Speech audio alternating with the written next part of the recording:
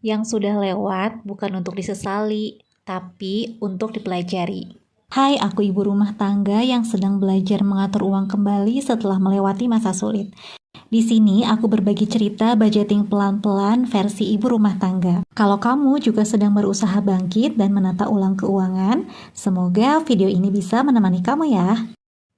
Assalamualaikum, hai teman-teman. Alhamdulillah bisa kembali sharing kepada teman-teman semua tentang bagaimana aku menata kembali keuangan dari nol setelah masa sulit. Hari ini aku melakukan evaluasi pengeluaran dari tanggal 8 hingga tanggal 14 Januari. Karena beberapa kesibukan, aku sampai lupa tidak budgeting di week ketiga.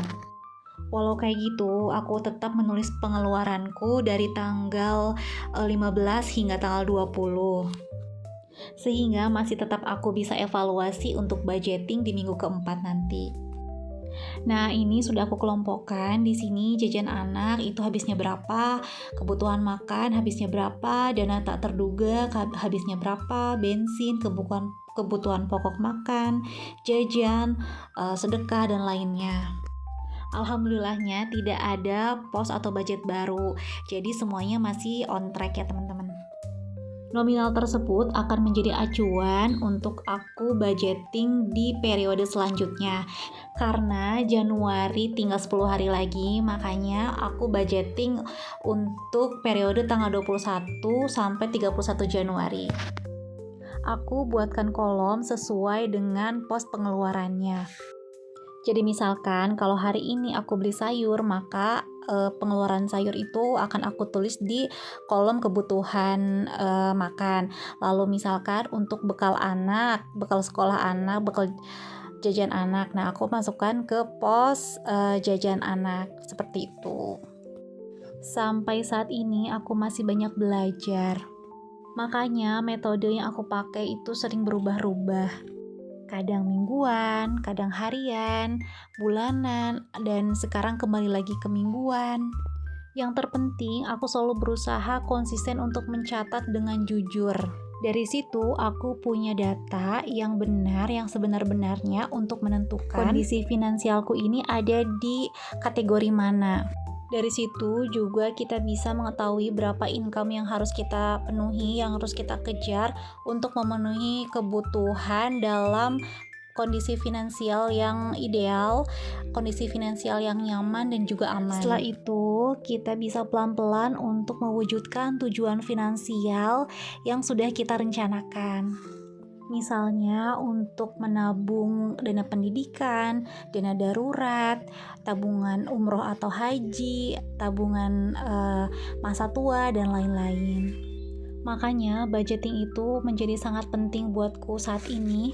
Karena dengan budgeting itu menurutku bisa mengendalikan pengeluaran ya teman-teman. Kalau dulu sering banget ngerasa kok uang cepet banget habis, padahal kita merasa udah berhemat. Nah, setelah budgeting itu buatku sadar uang itu dipakai untuk apa, mana yang disebut dengan kebutuhan dan mana yang disebut dengan keinginan.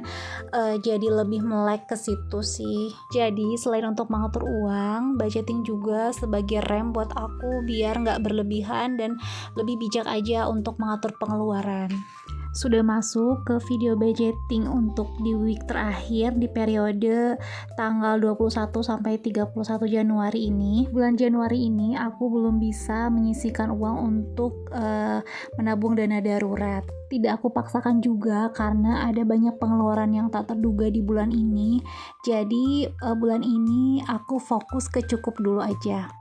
Di bulan Januari ini fokusku memang bukan menabung, tapi untuk memanage pengeluaran. Dan setelah dievaluasi kemarin, ternyata budget yang paling besar dan paling menghabiskan itu ada di dana tak terduga ya teman-teman. Dan jujur di minggu pertama saja itu sudah over budget, sehingga aku harus betul-betul memantapkan metodeku di bulan selanjutnya supaya pengeluaran itu bisa sama setiap bulannya. Sementara ini untuk budget yang over itu aku ambil dari cash flow-nya usaha hantaranku. Tentunya dengan pencatatan yang jelas. Uang tersebut aku masukkan ke dalam kategori pinjaman yang akan aku bayar di bulan selanjutnya sebagai kewajiban cicilan. sehingga cash flow usaha hantaranku bisa tetap berjalan dengan baik. Nah, budgeting kali ini di week keempat, datanya itu berdasarkan evaluasi pengeluaran kemarin ya teman-teman. Nominal yang aku tulis itu memang sudah berdasarkan kebutuhanku untuk 10 hari ke depan. Semoga pengeluaranku di week keempat ini bisa sesuai dengan budgetnya ya. Amin. Selain itu juga aku tulis di sini list income, fungsinya supaya aku bisa tahu income setiap minggunya itu yang aku dapatkan berapa dan rata-rata berapa, sehingga bisa mengevaluasi untuk tujuan finansialku ke depan. Sampai sini dulu video cerita budgetingku untuk hari ini. Mudah-mudahan ceritaku ini bisa sedikit menginspirasi buat teman-teman semua. Kalau ada yang mau ditanyakan, boleh komen-komen di kolom komentar ya. Wassalamualaikum warahmatullahi wabarakatuh.